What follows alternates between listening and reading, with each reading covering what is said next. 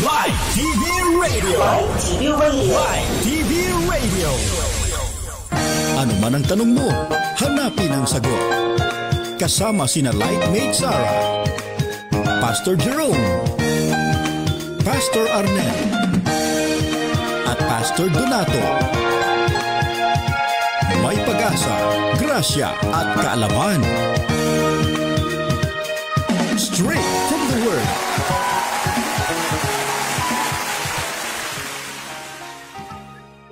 Po sa lahat ng ating mga Lightmates all over the world. It's a beautiful Tuesday morning sa ating lahat mga Lightmates. Kumusta naman ang ating araw? Kumusta ang ating Martes ng umaga? Alive na alive ba ang ating Tuesday morning? O nako, Tuesday pa lang, palobat na tayo dahil sa sobrang daming mga trabaho na kinakailangan tapusin.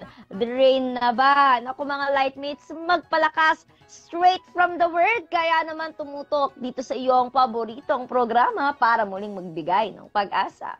Yes, magandang morning Lightmate Sara, sa ating mga Lightmate friends. Ito po ang laging natin bati na gumapaw na grasya at siksik na kalaman dito po lagi yang so straight from the Word. Ito po yung Lightmate, Pastor Arnel Resurrection, na patuloy pong mabati sa ating mga Lightmates na walang sawang nakatutok dito sa ating mga cable channels by Light TV, God's Channel of Blessings, at yung nakikinig sa DCJB 1458 Radio Calabarzon at syempre sa DWZB 91.1 FM sa Palawan. Magandang August 5 morning, Tuesday, Lightmate Sara. Uy, oo, no? August 5 na. Ayan, yung may mga bayarin dyan, 5, yung mga may statement dyan sa credit card. Oo, ano. Ayan Usual. na, ayan na. Yun na, yung mga bills. Andyan na naman Si si Judith. Nakatakutan ng lahat. Yeah, oo. Pero paalala talaga to sa lahat. May ano tayo, no? Maging mabuting katiwala ng lahat ng mga pagpapala na ibinibigay ng Panginoon. Let us not live beyond our means, no? Para hindi naman nagkukulang, no? Kasi ang biyaya ng Panginoon, yan ay laging sapat, no? Yeah. Madalas ay hindi lang tayo talaga naging maingat sa ating mga desisyon, pagpili at paggasta. Kaya pagdating ng mga bayarin, parang nagkakamot ulo ka. Ayan. Nakaw! So, paalala yan sa mga Lightmates natin all over the world na nakatutok sa atin ngayong araw na ito. How's your Tuesday morning, Pas Arnel? Well, wonderful Tuesday kahapon at mga nakaraan. Ano, expected natin this week ay buti maganda na panahon natin ngayon. Ano? So masarap bumiyahe at libreng-libre na gawin yung mga bagay na pinagagawa sa atin ng Panginoon. I'm excited today, no? Meron tayong guest mamaya at marami tayong matututunan. Oo nga, ito nga nasilayan na natin muli si Haring Araw, no? Kaya naman, alam mo, iba, no? Iba yung energy talaga na naibibigay ng sunlight, no? Kaya kung ikaw ay sedentary, you know, hindi ka mahilig mag-workout, ganon. Ako ay suggest talaga, umaga, early in the morning, i-practice natin kahit walking lang. Sabi nila mas nakakababa daw ng timbang, no? Kapag ikaw ay nagwo-walking kesa yung jogging. Nakatulong yan. Yun. Well, anyway, either or, ano man yung piliin mo, jogging or walking, no? Walking nga lang, no? Every morning, tapos tapat na tirik sa araw. Huwag naman yung mga bandang alas 12. Huwag naman ganun. Alas 10, ganyan. No? Dapat mga bandang alas 10, nanonood ka na ng straight from the Word. Ganon. Yes, indeed.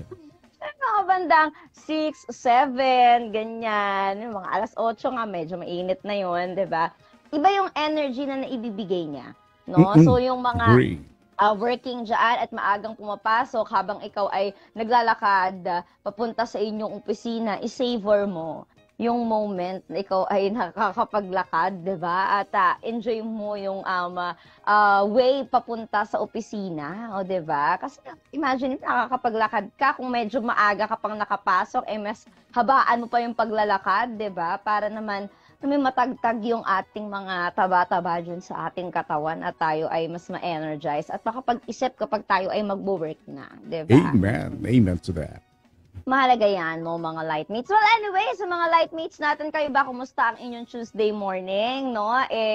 tayo ay laging may masayang pananaw at pagtingin sa buhay. Kaya sa mga lightmates natin, kagaya na nabanggit ni Pastor Arnel, meron tayong makakasamang panauhin ngayong araw na ito para mas bigyan ng diin at linaw itong ating talakayan ngayong araw na ito, no? Sa atin pong topic for today na mark my words. Ayan, God's word as a gift from one generation to another. So, alam mo itong salitang to, mark my words, parang madalas ko ito naririnig sa nanay ko. Pang magulang yan eh. Oo, mark my words. Ayan. Pero Tagalog ano mga Tagalog, mark my words? Itaga mo sa bato, ganyan. Huwag mong kalilimutan. Huwag mong kalilimutan. Naririnig ko lang yung salitang yan sa nanay ko pag pagalit na siya eh. Natural nila mark my words. Yan, no? Pero ano nga ba ang kahalagahan ng salita ng Diyos, ng Word of God? Straight from the Word. Ayan. Ano ba ang kahalagahan nito? From one generation to another. Yan po ang ating tatalakayin ngayong araw na ito. At para po sa ating bagong segment na kawikain, no? Para sa mga lightmates natin. Ito na. Tayo po ay maghahanap no, ng Word of God or Bible verse, no, na mayroong salitang itanim. Ayan. Kung kahapon, no, mananatili at nilapatan natin o hinanapan natin ng awitin, no, ngayong araw naman, ang salita natin ngayong araw na ito ay itanim. Ayan. No? At hahanapan naman natin ngayong araw na ito ng Bible verse, okay? Ng verse na merong salitang itanim. Ayan. Sa mga lightmates natin dyan, no, maaari kayong mag-comment sa ating comment section. Makibaagi sa atin pong talakayan ngayong araw na ito. Meron ka bang Bible verse na alam, kabisado, o kaya naman i-google mo na ngayon, no, na merong salitang itanim. Ayan. Again, the word for the day is itanim. Ayan. So, simulan natin. Tanongin natin si Pastor Arnel. Ikaw ba, Pas, meron ka na? Meron ka na bang nakahanda yan? Kahapon, prepared ka. May -1 ka pa eh. Di ko kinaya eh. Lagi tayong handa. Tunuan. Ayan. O sige, so, what's your verse for the day, Pastor Arnel, with the word itanim? Yan. Para po sa ating mga lightmates, I want to share Deuteronomy 6:6. Ano po sabi po doon? Ang mga utos niya'y itanim ninyo sa inyong puso. Ang ganda, no? At yan po ang gusto ng Panginoon na maranasan na bawat po sa atin para lagi tayong nakakasunod sa utos ng ating Panginoon. Ayan. Kaya sa mga lightmates natin na nakatutok din sa atin ngayon, ikaw ba, meron ka na ba dyang Bible verse na nakaprepare na merong salitang itanim? Ayan. So, yan yung ating word for the day. Ako naman, Pas, no, ang aking naihanda ay matatagpuan sa Kawikaan 7 verse 1. At ganito po ang sinasabi. Aking anak, ayan sa mga anak na nakikinig sa atin ngayon, ha, makinig ka. Aking anak, salita ko sana'y ingatan. Itanim sa isip at huwag kalimutan. Ayun na yun. Ayan. So sa mga lightmates natin, pangnanay yan pangnanay. Pangnanay nga. In short, mark my words. Ayan. So yan mga lightmates, again ha, makibahagi sa ating talakayan ngayong araw na ito. Meron ka na bang nakahandang Bible verse na merong salitang itanim? Yan ang ating word for the day. At ngayong araw nga ito, as a promise, meron tayong makakasamang panauhin. Kung sino siya, mamaya ipapakilala natin sa pagbabalik ng Straight from the Word.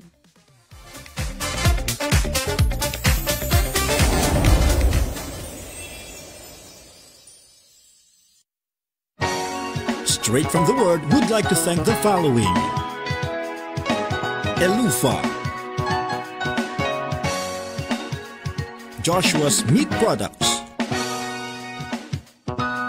Woodland Villa, Bikes and Coffee,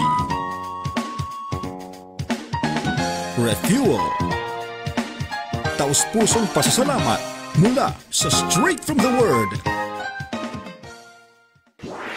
Live TV Radio! Live TV Radio! Live TV Radio!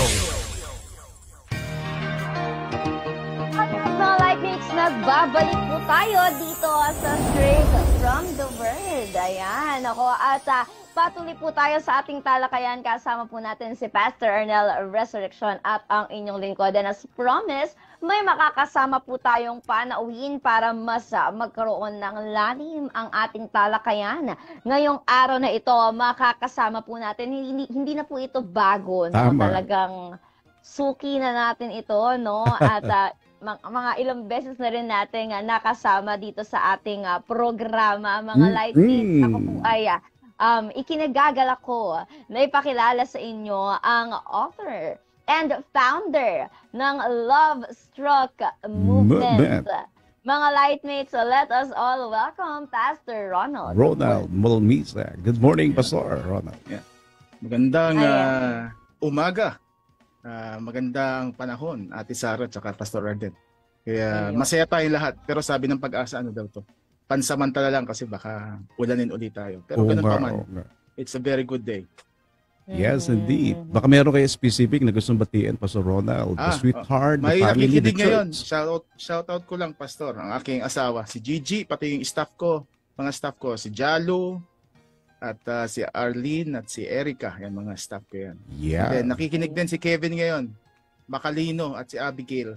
Kanyang misis. Buti nabati nyo si Mrs. Pastor. Pag di nyo nabati, malaki problema nyo mamaya. At mind you, ate ka na naman ngayon. Ate Sarah ka na naman ngayon. Kaya nga Ate Sarah. Bakit ba? Nalaman ko lang, kapapanganak lang pala ni Ate Sarah. O baka bibigyan. Ay, opo pa. Kasi huling bisita ko dito, dalagang-dalaga pa dati. Mami na ho ito. Mami na. Kaya ate na ho ang tawag dito.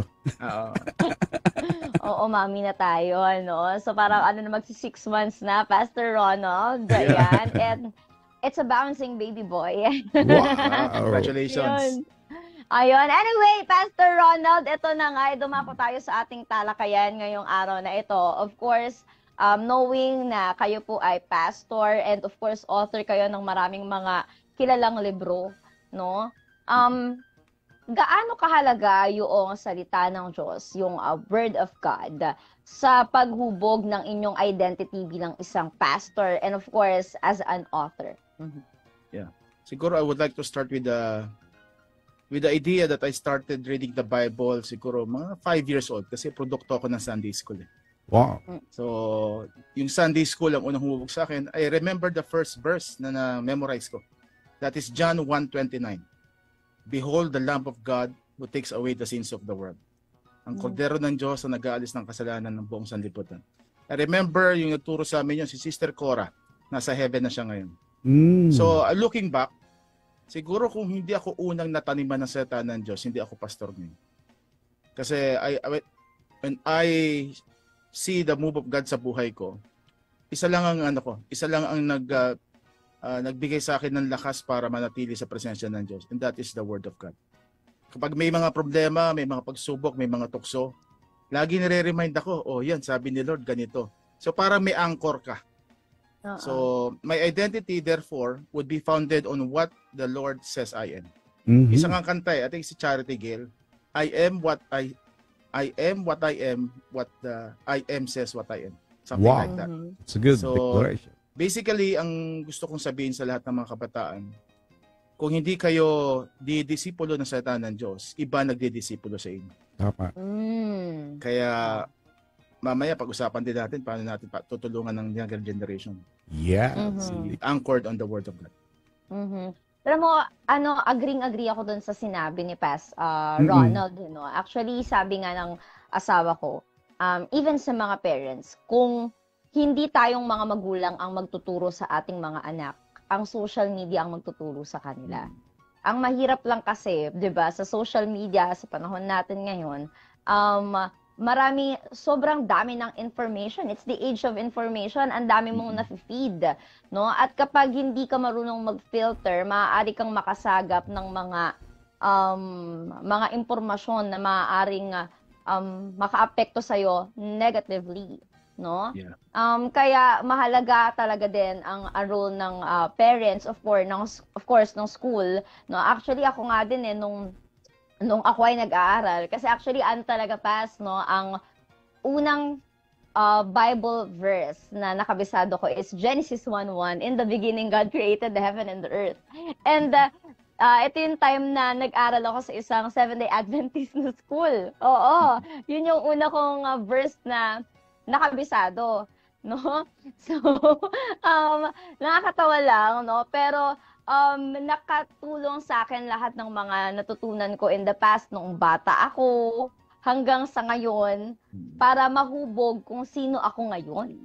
Yeah. No? So sobrang effective talaga, and of course napakahalaga ng role ng mga magulang, no, sa paghubog ng magiging pananampalataya ng kanilang mga anak, 'di ba? So tayong mga magulang, meron talaga tayong malaking bahagi doon, naniniwala ako kasi kung siguro hindi talaga din nanalangin yung tatay ko, no, hindi niya kami tinuruan, hindi siya nagtiyaga na turuan kami ng Bible kahit ng mga bata, ng panahon na bata ako, hindi ako nakikinig. No? Pero dahil doon, talagang narito na rin ako ngayon. So, I honor then my father because of that. No? So yun, napakalaki ng role ng ating mga magulang. Pero, Pastor Ronald, kailan naging apparent sa inyo, kailan nyo tinanggap na yung Word of God, ito ay pamana sa akin, no? At I will pass this to the next generation. No, kailan nyo naging apparent sa inyo na ito yung calling ko, if I'll pass it to the next generation? Mm-hmm. Yeah. Well, as I said, produkto ako ng Sunday School. Mm-hmm. Produkto din ako ng church na matindi ang pagkiling sa salita ng Diyos. Kasi I started with shout out din. Ang una kong church sa Pasig Bethel Temple sa tapat ng Rizal High School. Oh. So, diyan ako nagsimula. Kasi yung lola ko, una nakakilala dyan. Si lolo ko ang isang nakatulong sa church para magkaroon sila ng lupa. So, ang nangyari, every Sunday, pupunta kami dyan. Of course, pag bata ka, siyempre, sunod ka sa magulang mo. Yeah. I remember the time na tinutulungan ka ng lola mo na maging malapit sa Diyos. And then eventually, high school, nakakilala sa Panginoon ang aking nanay. So, doon nagsimula, ayoko sabihin mapuwersa no? Pero ginamit ni nanay yung authority niya para magsimba kami. So, dumaan naman tayo lahat dyan Yung parang sabi mo nga, Ate Sara, yung tipong, wala, you just comply. Yeah. So, anong nangyari, yes. wala lang. Pero I started really having a personal encounter sa Panginoon when I entered college. So, that was 1996. So, next year would be my 30th year sa Panginoon. 30th, imagine, bata. 30 years pa lang. 1996, so, parang ano pa lang ako nun. Binubuo pa lang ako nun pa. Pero just to give you an idea, nakakilala ako sa Panginoon sa Norsagaray, sa camp. Wow. I remember the time, si Pastor Joey Crisostomo yung nag-preach. Ooh, really, Pas? Yeah, wow so, naman. And I was the one resisting the move of God, pero wala Pag sabi nga, sorry for the term, pero pag ano ka daw, ikaw ay kinuha ng Panginoon. Wala sa kadiliman talaga magbabago buhay mo. So that was the start, 1996. Then I started my ministry sa music. Honestly, started as a gitarista ako Ooh. So then nagpunta ako sa youth ministry. And then yun na. I started with the campus ministry when I entered college. So right there and then, nalaman ko na this is my the trajectory ng ministry ko. So dumating sa punto, talagang I was so passionate about the Bible study. I devour Christian books. Meron library dito sa Pasig Pasig Library Museum. Kabubukas lang niya ulit. Pag galing sa school, pupunta ako doon kasi maraming Bible resources doon. So ganun ako ka-passionate sa salita ng Diyos. Grabe. And then of course, my personality, siguro I was born as a reader. So basa ako ng basa. Pero I really started to feel na this is my calling when I immerse myself in the campus ministry. So, diyan ko nakita kasi when you change a campus, you have the ability to change a nation. Nice. Wow. Nice. So, yan, no? Kasi sabi nga ni Rizal, ang kabataan ang pag-asa ng bayan. Of course, sa mga kabataan, sila yung mga susunod, mga next generation, mga susunod na leaders, pastors, mga susunod na presidente ng Pilipinas, senador, no?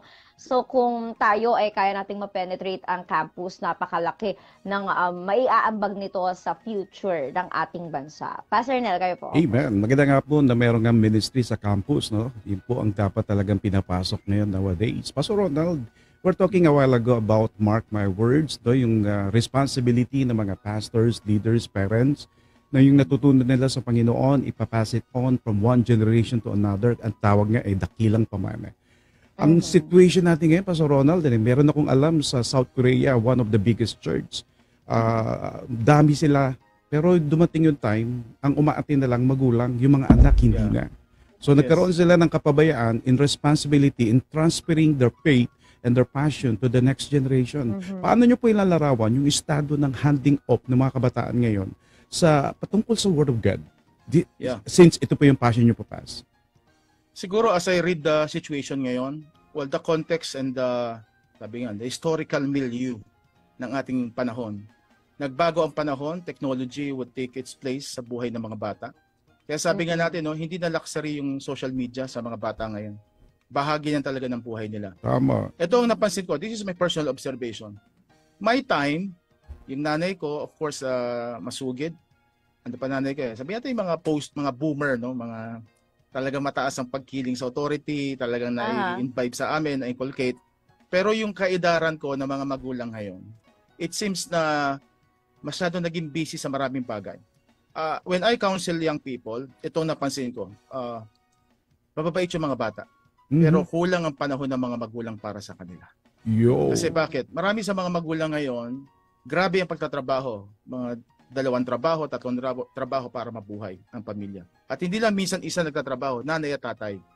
Kaya kulang na kulang sa pagtutok sa mga bata kung anong nangyayari. Kaya crucial dito yung sinabi mo, Pastor Arnel, sa itanim, Deuteronomy chapter 6. Amen. Yung mandate to teach the word, hindi sa church binigay yon, kundi sa mga magulang. Yes. Nangyayari, parang ibinabato sa church, ikaw na, youth pastor, ikaw na bahala sa anak ko. It's very wrong. Kaya dapat mga magulang ang unang nagdidisipulo kasi ito hindi naiintindihan ng maraming mga magulang. Sila ang may pinakamalaking impluwensya sa buhay ng kanilang mga anak. Tama. Honestly, hindi social media. Kaya lang nakaka-impluwensya ang mga kaibigan, ang school, kasi bakit? Masyadong manipis o mahina ang impluwensya nila.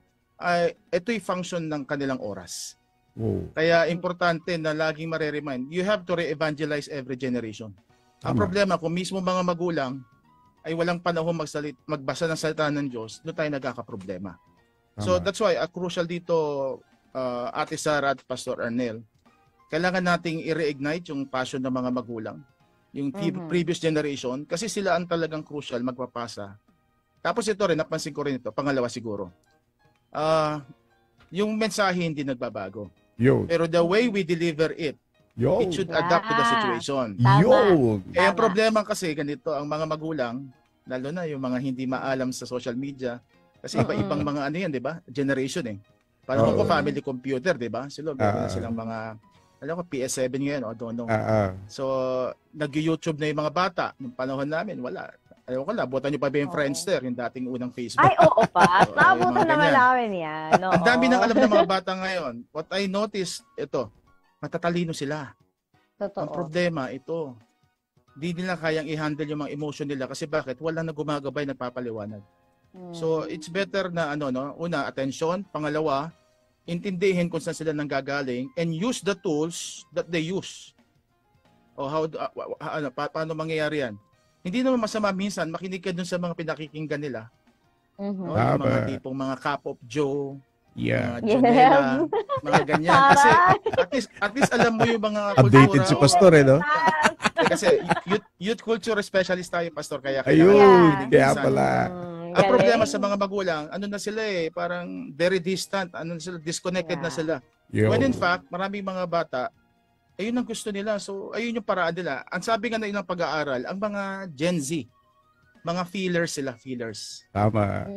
Kaya mapapansin nyo minsan, nagsimula to sa mga millennials, sabi nila. Hindi sila tatagal sa trabaho pag hindi nila nararamdaman na fulfilling. Tama. Kaya marami kang kakilala, mga 21 years old, nakaka-4 ng trabaho. Palipat-lipat sila. Pero kailangan unawain yun ng mga magulang. So yun yung pangalawa, sabi ko nga, maintindihan yung yung kultura. At pangatlo nga, consistent attitude. Yes. Lagi-lagi. Hindi ka tang palagi, no? So i-adapt nyo dito yung laging nagpapaalala. Modeling is important.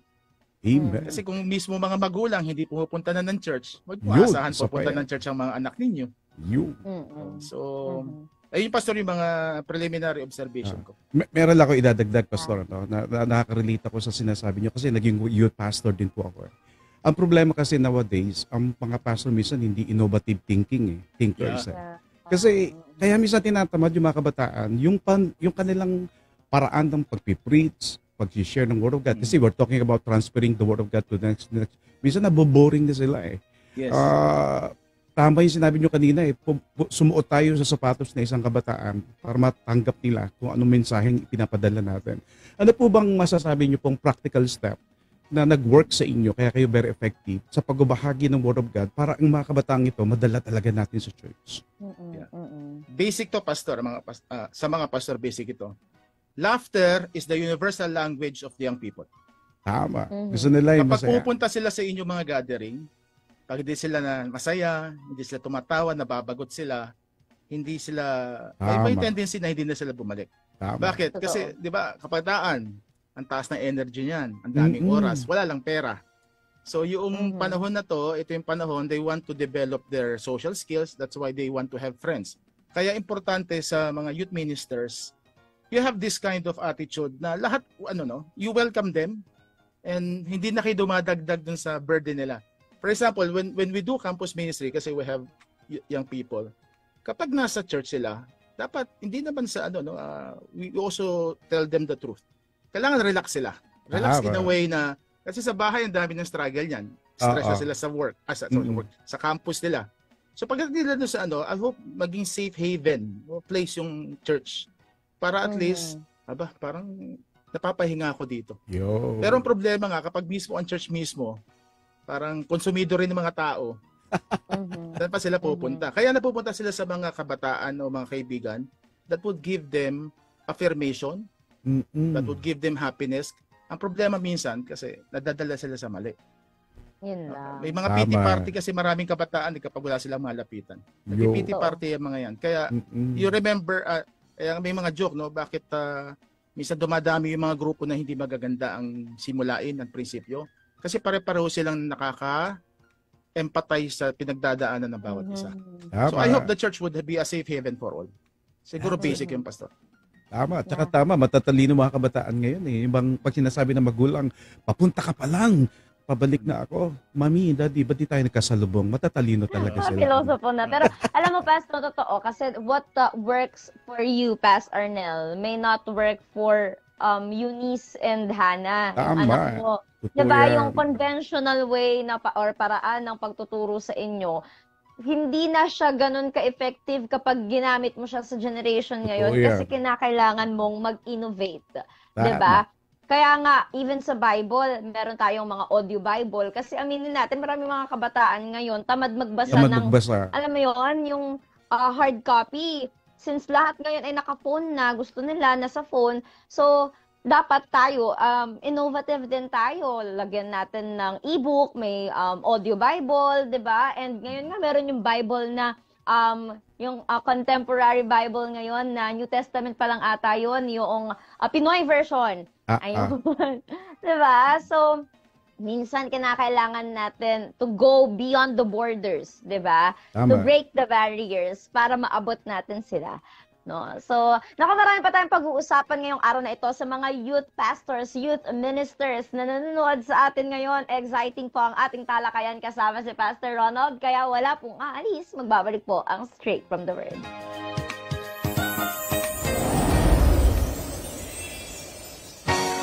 Straight from the Word would like to thank the following: Imperial, Fika House, Sarsa at Inihaw, San Miguel Corporation. Taus-pusong pasasalamat mula sa Straight from the Word. Ano yung isang bagay na pinupuntahan mo kapag malungkot ka? Ang hinahanap sa Bible yung para sa iba, yung para sa kanya ayaw kunin. Nakita nyo? Ganyan tayo gumamit ng Bible. Maraming marunong mag-quote ng verse, pero hindi marunong gumamit ng Bible. Kaninong approval ang lagi mong hinahanap? Marami sa ating mga leader, mga pastor, nag-aalala tayo, meron di tayo inaalalakan. Hindi tayo pare-parehas. Pero ang nais at hangat ng Diyos, ang bawat isa sa atin ay mapagpala. Marating natin yung pinaka-highest calling ni Lord sa ating buhay.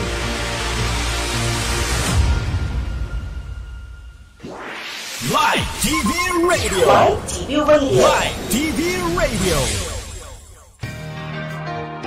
Alright mga Lightmates, nagbabalik po tayo dito sa Straight from the Word. Kasama pa rin po natin si Pastor Arnel at ang ating guest for today, Pastor Ronald Mulmisa. Okay, Past, let's dig in dito ulit sa ating talakayan ngayong araw na ito. Pinag-uusapan natin kanina pa ang mga kabataan. So, ano ang malaking role ng Word of God para ma-shape natin, ma-mold ang mga kabataan? Ayan. Yeah. So importante na maintindihan natin yung prinsipyo din ng Biblia, no? We're against strongholds, sabi nga ni Paul sa Corinthians. Kasi yung strongholds, mga mindsets na kailangang baliin. Kaya importante na ang totoo niyan, ang hirap gawin nito kasi una-una nagtatalo yung mga naririnig ng mga bata.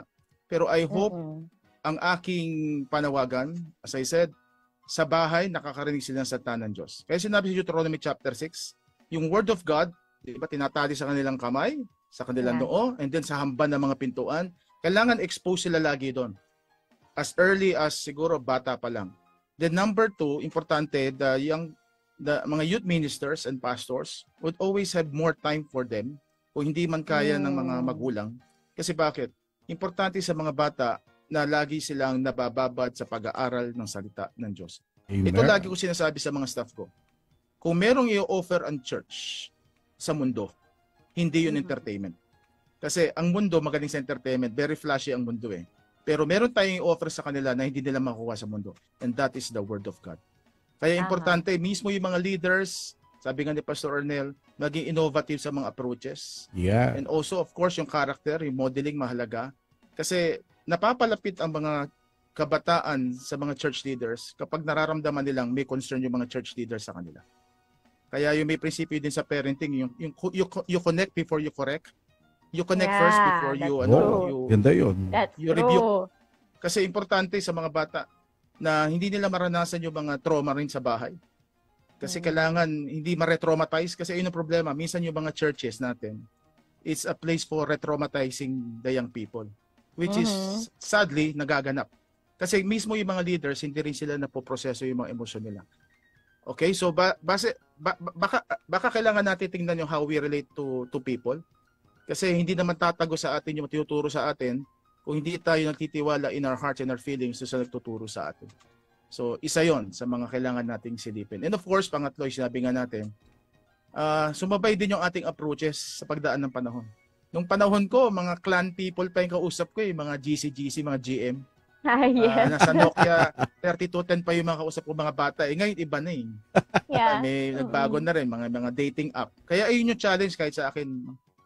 Paano ko i-delete itong mga to? Ang daming impluwensya. Alam mo, totoo yan, Pas, no? Minsan, alam mo, a lot of young people these days find church as toxic. No? Minsan. Nakakalungkot. No? Pero it happens talaga na para bang feeling nila, kapag sa church, lagi na lang akong pinupuna dyan. Kapag sa church, lagi na lang ganito, lagi na lang ganyan. Siguro, we need to find the balance din. Yeah. No? Kung, alam mo yun, kung kailan yung tamang panahon at tamang timing para sa correction, kailan yung tamang timing to give instruction, to encourage, and sobrang correct at tagos na tagos yung sinabi ni Pastor Ronald din.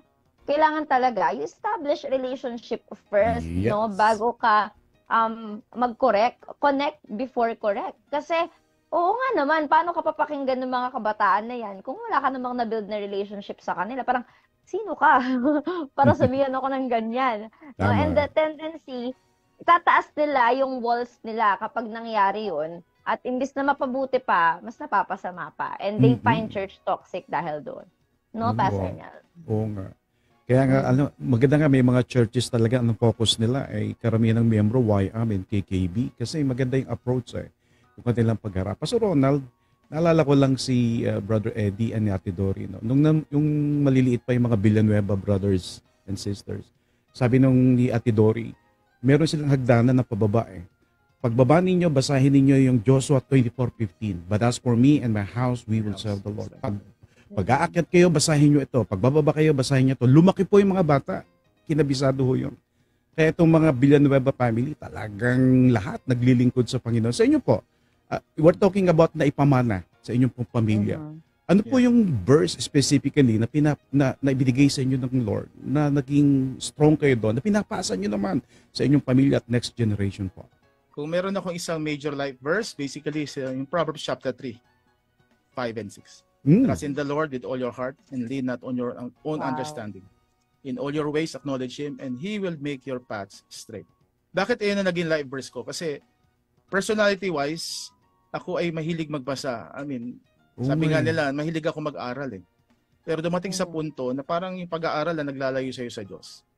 Kaya sabi nga nila, huwag ka masyadong matalino. Sa sobrang talino mo, nakalimutan mo si Lord.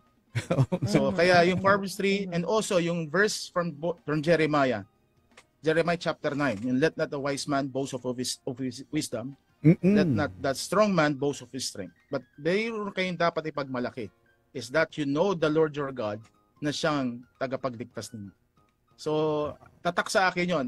Binigay sa akin yan ng isang kaibigan kong lawyer na ngayon, na importante na huwag niyong kakalilimutan. Kung meron tayong pagmamalaki, ay yung alam natin o yung relasyon natin sa Diyos. At huwag tayong umasa sa sarili nating kakayahan. Praise God. Galing. No, sa mga lightmates natin na nanonood sa atin ngayon, I believe marami sila nga napupulot, natututunan sa ating talakayan ngayong araw na ito. Pero eto na, let's proceed dito sa Ascend Conference. Ascend. Nila Pastor Ronald kahapon, no, nakasama natin si Pastor Rodel Buban, no, na kabahagi din ito, isa sa mga speaker. So, eto na, Pastor Ronald, bilang speaker sa Ascend, bakit mahalagang palalimin natin ang identity ng kabataan at ano ba yung mga dapat nilang abangan dito sa event na to? Specifically, I would talk about relationships. And when we talk of relationships, kailangan nakatuntong kayo sa kung paano kayo tinitingnan ng Diyos. Kasi kung hinahanap yung pagmamahal sa iba at hindi sa Panginoon, you would always enter in a relationship na maaring hindi mag-satisfy sa inyo. Kaya sabi ni Lord, no, only we can satisfy you. Yung the source of living water, hindi galing sa tao yun. It is the source na kailanman hindi kayo bibiguin, and that is our Lord Jesus Christ.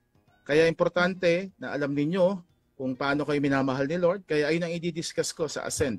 So that would happen August 25. I would be the after lunch, the post-lunch speaker. Usapan natin yung lang love life, mga napakaganda yan. Okay, and that would happen sa Zion Christian Worship Center sa Victory Mall, 6th floor yan. So, kung gusto nyo mag-exercise, akyatin nyo yung 6th floor. Pero may elevator naman yan. Okay. So, ang presyo, palagay ko, nasa poster. Kindly visit yung Facebook page ng Hope of Life Church. So, shout out kay Bishop Edgar Pocot. A very good man of God. Very soft-spoken pero very solid mag-preach yan. So, may kasama rin ko si Jericho Arceo, isa sa ating mga primary influencer ng generation na ito. At si Pastor Rodel Buban. Ayun yung mga kaidaran ko sila, Pastor Rodel. Halos sabay kami niyan. Kasi talaga? Marunong din kayo kumanta, Pastor. Kumakanta si Pastor Rodel. Gusto nyo sample? Sige. Happy birthday to you. Happy birthday to you. Joker din si Pastor. Kailangan yung Pastor. Kailangan lagi kayong nakangiti. Isa yan sa tip ko sa mga youth minister. Pangkabataan nga po kayo. Pagmamahal nyo rin pagngiti sa kanya. Kuwang-kuwa nyo yung kiliti ng mga Saka totoo, kailangan alam mo din talaga yon yung kiliti nila, kung ano yung mga hilig nila, kung ano yung mga in ngayon, kahit sa mga kanta. Kaya good thing talaga, researcher din talaga to si Pastor Ronald. You immerse yourself doon sa generation na to ngayon. No? So, ano po ba, Pas, yung atin pong dapat baunin dito sa nalalapit na event na to ng Ascend, and this is the right time na imbitahan natin yung ating mga lightmates kung di pa sila naka-register, no? Malapit na to, August 25 daw to, no? Sige po, go ahead, Pastor Ronald. Yeah, I invite you, August 25, Ascend Conference na ginagawa ng Hope of Life Church. At kung meron akong prayer, I hope kung ano yung matututunan nyo dito, ay maipasa ninyo sa inyong mga sphere of influence o areas kung saan kayo pwedeng magbahagi ng salita ng Diyos. And that is one thing na maipasa natin yung salita ng Diyos sa next generation. No? Hindi na natin marinig, maituro din natin sa iba. Yeah. Wow, nako, napakaganda ng ating naging talakayan ngayong araw na ito. Pastor Nel, ito po yung tamang panahon. Maaari po kayong magbigay ng ating final statement to wrap things up, and then let's end it with a prayer. Well, we believe mga kabataan, napakahalaga sa ating church, sa ating season o yung ating generation. Pero syempre, laging gampanan ng magulang, pastor, ng mga leader, yung kanilang responsibility, hindi lang basta turuan, kundi alamin kung paanong maipapahayag at maitatransfer sa katanggap-tanggap na kaparaanan.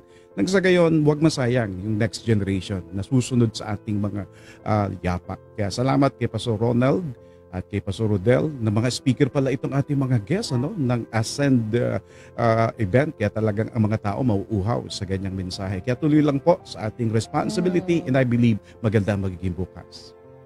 Sige po, Pastor Nel, pangunahan niyo po kami sa panalangin. Maraming salamat, Ama, sa pangalan ni Jesus, sa kapangyarihan ng iyong Santong Espiritu, sa panibagong pagkakataon na kami po'y natuturuan sa magitan ng programang Straight from the Word.